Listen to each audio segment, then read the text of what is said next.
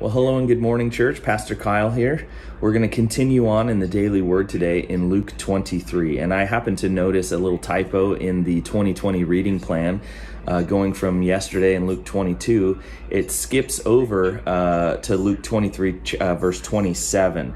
And that's just not right. We don't want to skip over some reading here. So what we're going to do today and tomorrow is I'm going to do the first half of Luke 23, and we'll finish the second half of Luke 23 tomorrow. So we'll be from verse 1 to verse 25 today. So if you want to follow along in verse 1 to verse 25, what we're seeing here is the continuation of this kind of illegal trial of Jesus. And what's going on is the chief priests and the scribes are looking for ways to find Jesus guilty. They're really looking for anything they can, and they're dragging him before different jurisdictions, and nobody wants to make a decision. Nobody wants to deal with it. That's why we see Jesus before Herod or Pilate, and then he sends Jesus to Herod because he finds out Jesus is a Galilean, and then Herod sends him right back. But some interesting things are going on in here because they brought, in verse 1, the chiefs, priests and the scribes and everybody, the Sanhedrin, brought Jesus before Pilate. And they began to accuse him. We found this guy, he's misleading our nation, and he's forbidding people to pay taxes. This is a blatant lie. This is not truth. They're just trying to make up a story at this point, something that they think Pilate, who is a Roman magistrate, would want to hear. Well, of course, Roman magistrates would want people to pay taxes, so maybe he'll get really mad at that. So Pilate asks him, and they say, well, he keeps calling himself the King of the Jews. Isn't that rude to Caesar? So Pilate says, are you King of the Jews? No, probably a little tongue-in-cheek. So are you King of the Jews now? And Jesus says, it is as you say. And Pilate says to these guys, listen, I don't find any guilt in this man. He can say he's king if he wants. It's not, he's not leading anyone. It doesn't matter. He's not fomenting resurrection. That's all I really, or insurrection. That's all I care about. He will resurrection later. But Pilate, when he hears it, he says, where are you from? I'm from Galilee. Oh, great. Herod is in charge of Galilee. Take him to him. Well, Herod was in Jerusalem at the time.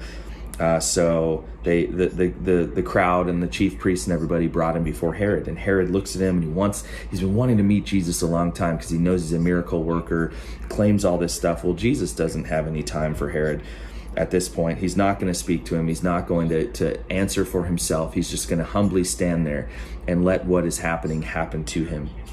So they're accusing him vehemently.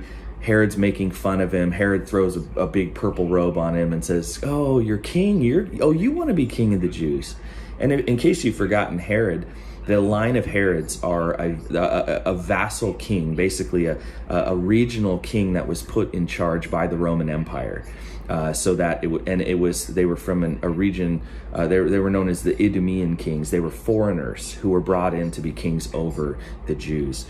And so they were an illegitimate kingship, but in the eyes of the Roman Empire, they were the rulers here. And so Jesus isn't even going to answer him. He doesn't recognize his authority, but he does just, take what's going on. And then so when Herod sends him back, he's like, okay, just go. Pilate and him had been conspiring on some things. They've become friends. He sends him back to Pilate. And Pilate summons the chief priests and the rulers and says, you brought this man to me once before. You said he incites the people to rebellion. I've examined him. I found no guilt. What do you want?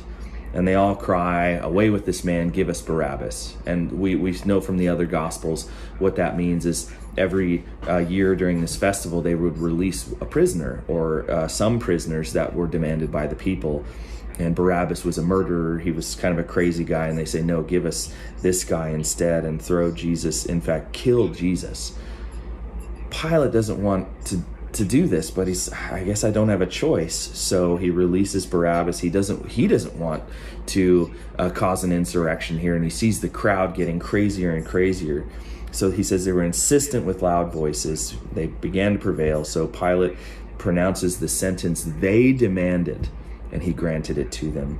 And he released the man they were asking for, who had been thrown in prison for insurrection and murder, oddly enough, right? They're claiming Jesus was the insurrectionist, but Barabbas really was. and then he delivered Jesus over to their will. So again, along with that illegal trial that we see going on, we see this kind of these false claims thrown at Jesus. The whole time, Jesus isn't defending himself because he is submitting to the will of the Father, willingly going to the cross, as the Old Testament says, like a lamb to the slaughter, innocent, silent before his shears, and going on our behalf. So as we look at the Daily Word tomorrow, we'll be getting into the rest of 23, where we look at the actual crucifixion. So heavy stuff, but really good for our instruction and for knowing that Jesus just loved his church so much, the people that he would redeem so much, that he would go through all of this and endure the eternal wrath of God on our behalf. So hopefully that Daily Word was encouraging to you. We'll see you tomorrow.